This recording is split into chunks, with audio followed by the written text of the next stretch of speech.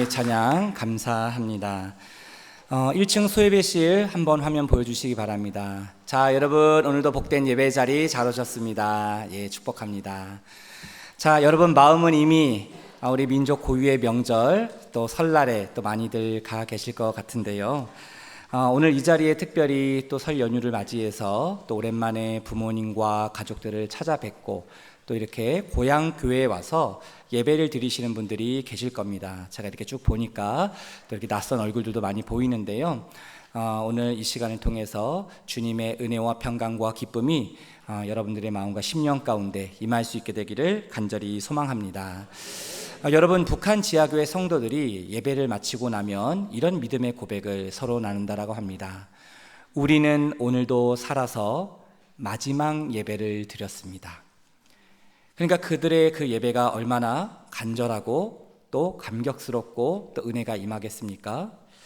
우리는 오늘 2026년 2월 15일 이 예배를 드립니다. 이 예배는 우리의 인생에 있어서 한 번뿐인 예배입니다. 이 단 한 번의 예배가 우리의 인생을 바꿀 수 있고 우리의 신앙을 새롭게 할 수 있다는 겁니다. 바라기는 오늘 이 예배를 통해서 그 하나님을 깊이 만나며 나를 향하신 그 놀라우신 그 하나님의 사랑과 은혜를 깊이 경험할 수 있는 복된 예배의 자리가 될 수 있게 되기를 주님의 이름으로 축복합니다. 우리 옆에 있는 분들 바라보시면서 이렇게 한번 인사했으면 좋겠습니다. 새해 복 많이 받으세요. 우리나라는 참 좋은 나라입니다. 신정도 있고 구정도 있고, 그래서 두 번 새해 인사를 이렇게 함께 나누게 되는데요. 자, 여러분 오늘은 멈추지 않는 사랑이라는 제목으로 말씀을 나누도록 하겠습니다.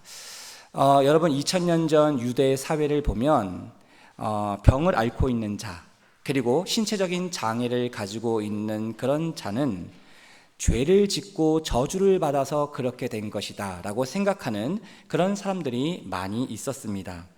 그래서 그 병자들은 어디를 가든지 환영받지 못했고 저 부정한 자, 저 저주받은 자, 주변 사람들의 손가락질과 또 그들의 많은 수군거림을 당하며 살아야 했습니다. 생각해 보십시오. 그들의 육체적인 또 정서적인 또 관계적인 또 경제적인 신앙적인 큰 결핍과 고통 가운데 나날이 살아야 했던 사람들이 바로 그들이었습니다. 이런 이유로 인하여 오늘 본문에 등장하는 손 마른 사람도 그의 인생에 큰 결핍과 고통과 낙심과 두려움 가운데 살아갈 수밖에 없었다라는 것이죠. 항상 그의 마음편에는 외로움과 고독함과 소외감과 패배의식과 실패의식 속에 하루하루를 살아가야 했던 자가 바로 그 사람이었습니다.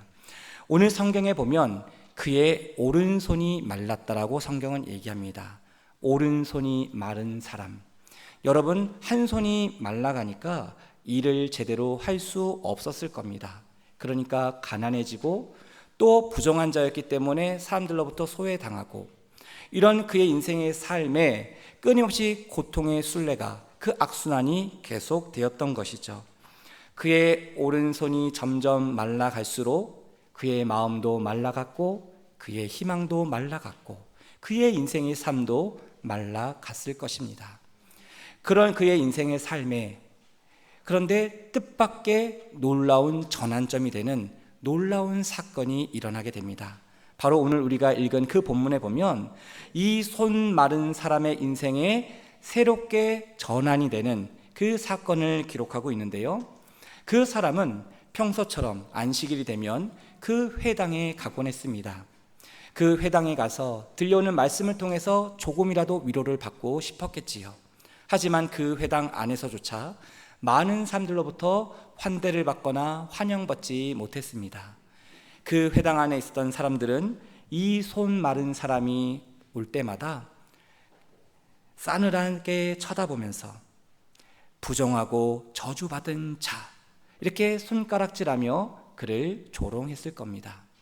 이 사람은 회당 안에서도 따가운 그 사람들의 눈총을 받으며 회당 한쪽 구석에 조용히 쭈그리고 앉아 서러운 눈물을, 그 억울한 눈물을 남몰래 훔치며 그곳에 있었을 겁니다. 그런데 갑자기 그의 마음이 요동치며 그의 심장이 갑자기 크게 뛰기 시작했습니다. 바로 그 회당 안에 예수님이 오셨기 때문입니다. 이 사람은 예수님에 대한 소문을 미리 들어서 예수님이 어떤 분이신지 알고 있었습니다. 그는 예수님을 바라보면서 이렇게 생각했을지도 모르겠습니다. 예수님은 한쪽 손이 마비된 정도가 아니라 온몸이 마비된 중풍병자도 고치신 분이야. 가버나움의 백부장의 하인이 중풍병에 걸렸을 때 예수님은 말씀으로만 그 하인을 고치셨던 분이야. 지붕을 뚫고 내려왔던 그 중풍병자도 예수님은 고치셨던 분이야. 앞을 보지 못하는 자도 다시 보게 하시고, 그리고 회당장 야이로의 죽었던 딸도 다시 살리신 분이 바로 예수님이야. 바로 소문으로만 들었던 그 예수님이 직접 그 사람 앞에 나타난 겁니다. 처음으로 예수님을 마주하게 된 것이죠. 그래서 그는 소망을 품게 됩니다. 기대하게 됩니다. 내가 오늘 이 시간 그 예수님의 사랑을, 그 예수님의 은혜를 내가 받을 수만 있다면 지금 내 이 마른 손도 펴지게 될 텐데, 내 마른 마음도, 내 마른 인생도 다시 회복하게 될 텐데, 그는 그 주님을 바라보면서 새로운 희망을 품게 되었지요. 그런데 그의 희망을 가로막는 장애물이 생겼습니다. 자, 오늘 본문 7절 말씀에 보면 그 장애물이 나오는데요. 자, 우리 7절 말씀 같이 함께 읽어보도록 하겠습니다. 서기관과 바리새인들이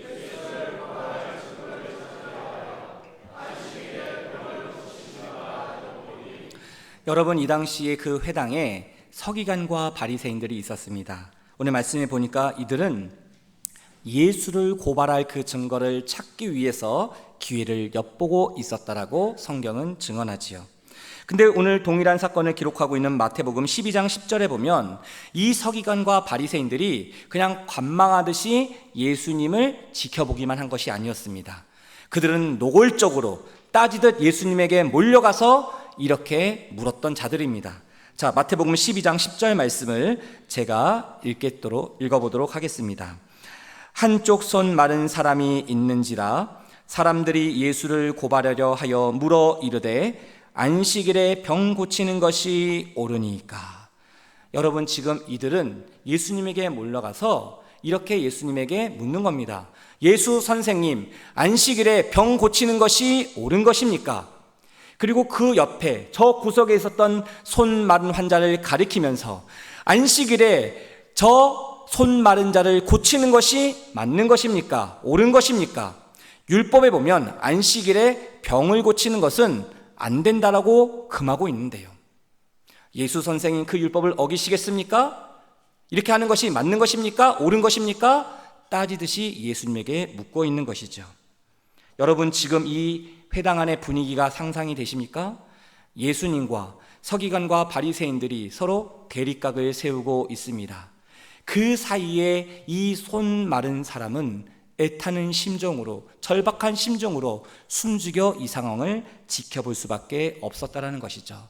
조금 전에 그 예수님을 보았을 때 큰 기대감을 가지고, 그리고 큰 희망을 가지고 있었던 그 마음 가운데 서기관과 바리새인이라는 예상치 못했던 이 장애물이 나타나서 그는 안타까운 심정으로 아무것도 하지 못한 채 이 상황을 지켜볼 수밖에 없었다라는 것이죠.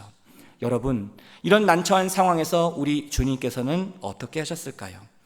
이 문제를 쉽게 풀 수 있는 방법이 있었습니다.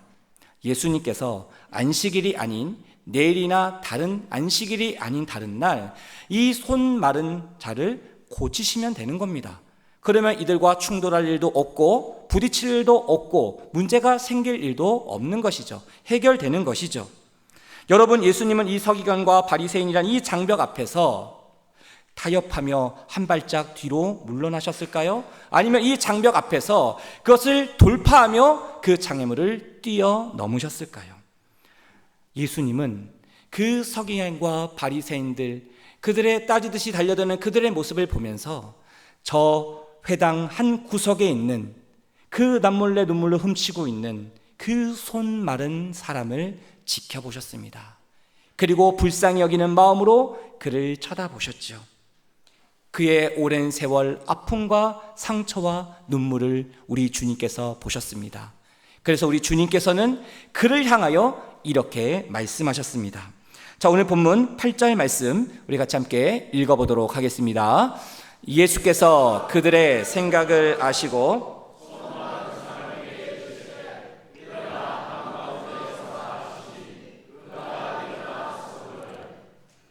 여러분, 지금 이 손 마른 사람은 어디에 있습니까? 회당 한쪽 구석탱이에 있습니다. 남들이 아무도 주목하지 않는 그 자리, 그 사람들의 시선을 피할 수 있는 그 구석진 자리가 어떻게 보면 이 손 마른 사람에게는 편했던 자리일 수 있습니다. 항상 회당에 올 때마다 그가 쭈그려 앉아 있었던 그 익숙한 자리, 그 편한 자리, 그 구석에 그 사람이 있었습니다. 근데 지금 주님께서 그를 향하여 뭐라고 얘기하십니까? 일어나 한가운데로 서라. 한가운데 서라라고 말씀을 하십니다. 이제 그는 그의 일생에 있어서 가장 중요한 선택을 내려야 할 순간을 맞이했습니다. 그가 어떤 선택을 했을까요? 그는 그 자리에서 벌떡 일어나게 됩니다. 그리고 회당 구석에서 그 회당 중앙 한가운데로 조심스럽게 한 발짝 한 발짝 내딛기 시작합니다. 그는 익숙한 저 구석의 자리에서 낯선 중앙의 자리로 나오고 있습니다. 모든 사람들의 시선이 그를 주목하고 있습니다. 따가운 눈총이 그를 쳐다보고 있습니다. 사람들의 웅성웅성거리는 그 소리들이 들려옵니다. 이 환자의 얼굴은 빨갛게 상기되고 그리고 화끈거리고 그의 마음 가운데 부끄러움이, 수치스러움이 밀려옵니다. 한 번도 가보지 않았던 그 자리, 그 낯선 자리, 그 주변에 있는 사람들의 시선을 바라보지 않고 이 손 마른 사람은 오직 나를 부르시고 나에게 말씀하시는 그 주님을 바라보며 그 주님을 의지하며 한 발짝 한 발짝 한 번도 해보지 않은 그 도전의 길을 나아가고 있습니다. 그는 나중에 어떤 비난을 받든지 상관없이 지금 예수님의 말씀에 순종하는 일에, 주님의 뜻에 따르는 일에, 주님의 부르심에 응답하는 그 자리에 예수님의 편에 서기로 그는 결정하고 믿음의 결단을 내렸던 것입니다. 사랑하는 성도 여러분, 지금도 주님께서는 저와 여러분들에게 이렇게 말씀하십니다. 우리의 인생에 결핍이 있고 아픔이 있고 고통이 있고 눈물이 있는, 지금도 우리의 인생에 크고 작은 짐들을 짊어지고 걸어가는 저와 여러분들을 향하여 이렇게 말씀하십니다. 그 결핍의 자리에서, 그 고통의 자리에서, 그 아픔의 자리에서, 그 걱정과 두려움과 외로움의 자리에서 일어나 한가운데 서라. 그 믿음의 자리에 서라. 육체적으로, 정서적으로, 신앙적으로, 경제적으로 결핍과 고통과 눈물이 있는 그 자리에서 일어나 내가 너에게 부르는 그 믿음의 자리로 나오라라고 말씀합니다. 주님의 말씀의 자리에, 기도의 자리에, 그 예배의 자리에 굳게 서라고 말씀합니다. 바라기는 저와 여러분들 향하여 말씀하시는 이 주님의 부르심 앞에 믿음으로 일어나 그 순종의 자리에 서게 될 때 주님께서 저와 여러분들의 모든 아픔과 상처를 치유해 주실 줄로 믿습니다. 내 힘으로 감당할 수 없는 문제도 주님께서 해결해 주실 줄로 믿습니다. 예수님은 지금 그를 그 회당 한가운데 세워놓고 주변에 있는 많은 사람들을 둘러보며 이렇게 말씀하십니다.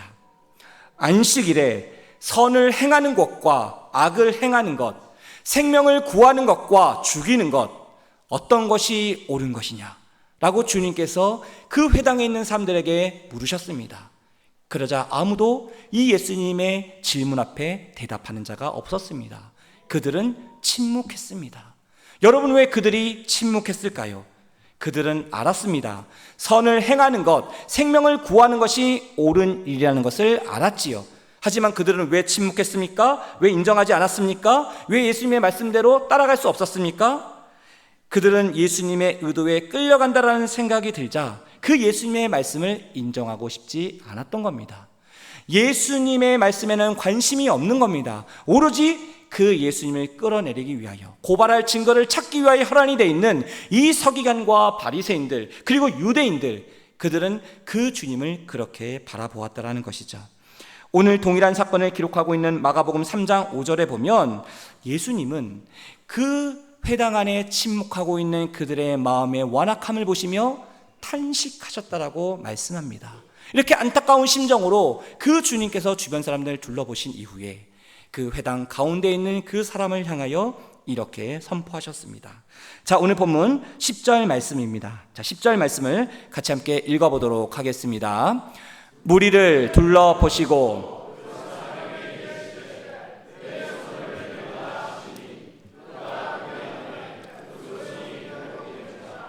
자, 여러분 보십시오. 내 손을 내밀라. 그 하신 주님의 말씀 앞에 그가 그리함에 그 손이 회복된지라. 그가 그리함에 그 손이 회복된지라. 그가 순종함에 그 손이 치유되었다라는 것이죠. 이 손이 어떤 손이었습니까? 전에는 너무너무 부끄러운 손이었어요. 그래서 그의 옷 안에 감추었던 너무나도 마음 아픈 손이었습니다. 전에는 너무나도 수치스러운 손이었습니다. 아무도 보지 못하게 그가 꽁꽁 숨겨두었던 온갖 상처투성이에 그 아픈 마른 손이었다라는 것이죠. 하지만 그 손이 이제 어떻게 되었습니까? 넘치는 주님의 사랑으로 인하여 그 놀라운 주님의 사랑을 받은 손이요 치유의 기적이 된 놀라운 하나님의 역사심이 나타난 손이 되었습니다. 그 주님이 어떤 분이신지 살아계신 주님을 증거하는 놀라운 축복의 손이 되었습니다. 그 주변에 있는 사람들이 이 손 마른 자의 손이 치유된 것을 볼 때마다 무엇을 생각했습니까? 그 사람을 치유해 주신 주님을 생각했을 겁니다. 그것을 회복해 주신 그 주님의 놀라운 은혜와 사랑과 치유를 그들이 보았을 겁니다. 그러면서 그들은 깨닫겠죠. 아, 이 예수님이야말로 참된 구세주요, 우리의 인생을 구원하신 구세주이시구나. 그것을 이 손 마른 자의 치유를 통해서 그들이 깨닫게 되었을 겁니다. 사랑하는 성도 여러분, 우리는 누구나 부끄러움, 그래서 숨기고 싶은 것들이 있습니다. 우리의 인생의 과거에 그 누구로부터 받았던 그 아픔과 상처와 쓴뿌리를 인하여 어느에게도 말 못할 우리 내면에 있는 깊은 아픔과 상처와 눈물이 있습니다. 우리는 그 아픔의 상처의 흔적들을 가지고 살아가지요. 저에게도 그런 아픔의 상처들이 있습니다. 물론 하나님께서 은혜를 베풀어 주시고 치유해 주셔서 지금은 그것을 아무렇지 않게 여길 수 있지만, 한때 저도 그 아픈 상처 때문에 숨고 싶고 피하고 싶고 그리고 어딘가 도망가 버리고 싶었던 저의 지난날의 모습들이 있었습니다. 여러분들의 인생에도 그런 아픔이 있습니까? 상처가 있습니까? 어디에 숨어버리고 싶은, 우리의 인생의 구석에 꽁꽁 숨어서 어느 누구에게도 보이고 싶지 않은 나만의 아픔과 상처와 약점이 있지 않습니까? 그런 우리들을 향하여 오늘 이 시간 주님께서 말씀하십니다. 일어나 한가운데에 서라. 더 이상 두려워하지 말고 일어서라. 더 이상 걱정하지 말고 일어서라. 더 이상 숨지 말고 나오라. 우리에게 말씀하십니다. 그리고 우리를 향하여 말씀하십니다. 이제 너의 손을 내밀라. 그 상처 투성이의 손을 내밀라. 죄로 더러워진 손을 내밀라. 탐욕으로 움켜쥐고 있었던 너의 손을 이제 내밀라라고 말씀하십니다. 그리고 너의 그 인생의 어둠의 자리에서 빛의 자리로 나오라. 우리를 향하여 말씀하시는 그 주님의 부르심 앞에 우리가 순종하며 나아갈 때 주님께서 우리의 인생의 모든 낙심과 원망과 분노와 두려움의 구석에서 일어나게 하시고 우리의 연약한 손을 주님께 내밀 때에 주님께서 우리의 손을 붙잡아 세워 주실 줄로 믿습니다. 주님의 놀라운 치유와 회복의 역사가 있게 될 줄로 믿습니다. 깨어진 관계들이 다시금 회복되고 지금도 무너진 신앙과 삶 가운데 길을 잃고 방황하는 우리의 자녀들, 우리의 가족들, 우리의 이웃들을 향하여 놀라운 하나님의 사랑의 빛이 그곳에 비추어지게 될 때에 놀라운 하나님의 역사가, 생명과 구원의 역사가 나타나게 될 줄로 믿습니다. 여러분, 오늘 주님께서 우리에게 말씀하시는 그 말씀의 핵심은 무엇입니까? 바로 예수님의 사랑은 어떤 장벽으로도 막을 수 없다라는 겁니다. 예수님의 사랑은 어떤 장애물이 막는다 할지라도 그 장애물을 뛰어넘어 흘러간다라는 것이죠. 서기관과 바리새인들은 끊임없이 예수님의 사랑이, 그 은혜가, 그 치유가 평강이 흘러가지 못하도록 막았던 자들입니다. 하지만 손 마른 자를 불쌍히 여기셨던 그 주님의 놀라운 사랑과 자비와 긍휼과 치유와 회복의 역사를 막지 못했다라는 것이죠. 여러분, 이 손 마른 자의 치유의 기적을 보고 서기관과 바리새인들은 어떻게 되었을까요? 오늘 동일한 내용을 기록한 마가복음 3장에 보면 이 바리새인들이 헤롯 당과 함께 의논해서 앞으로 예수를 어떻게 죽일까 서로 의논했다라고 이야기를 합니다. 이처럼 그들은 끊임없이 예수님의 앞길을 막았습니다. 장애물을 치고 장벽을 세우며 나아갔던 그들이 이제는 그 예수님을 죽이려고 합니다. 여러분, 나중에 어떻게 됩니까? 결국 그들은 자신들의 뜻대로 예수님을 십자가에 달려 죽게 하지요. 여러분, 예수님이 죽었으니 그들이 성공한 것처럼 보입니다.